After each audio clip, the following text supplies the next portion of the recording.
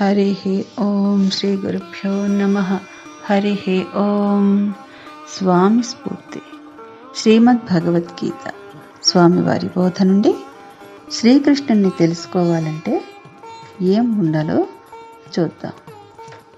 శ్రీకృష్ణుని తెలుసుకోవాలి అంటే అనన్యమైన భక్తి మనకు ఉండాలి.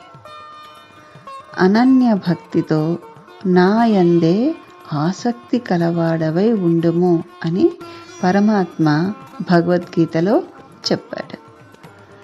ఆయన్ని తెలుసుకోవడానికి మొదటి కండిషన్ అన్నమాట ఇది. అనన్య భక్తి అంటే నువ్వు వేరే నేను వేరే అనకుండా నువ్వు నేను ఒకటే అనే భక్తి కలిగి ఉండటం, అదే అనన్య భక్తి. తల్లి గర్భంలో ఉన్నప్పుడు తల్లితో కలిసి ఒకటే బిడ్డ ఎలా ఉన్నాడో ఈ బ్రహ్మాండమనే గర్భంలో నువ్వు నాతో కలిసి ఉండు అని పరమాత్మ చెప్తున్నాడు. ఇది అనన్య భక్తి. మనమందరం ఈ బ్రహ్మాండమనే గర్భవాసంలో ఉన్నాము. అలాంటప్పుడు భగవంతుడికి వేరుగా ఎలా ఉంటాము?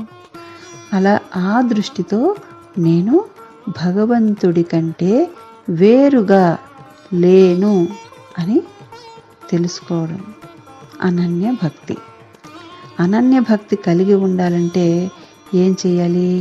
నేను ఎప్పుడూ తల్లి గర్భంలోనే ఉన్నాను, ఆ జగజ్జనని గర్భంలోనే ఉన్నాను.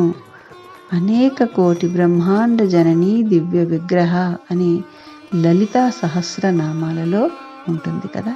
అంటే అనేక కోటి బ్రహ్మాండాలు ఆమెలోంచే పుడుతున్నాయి.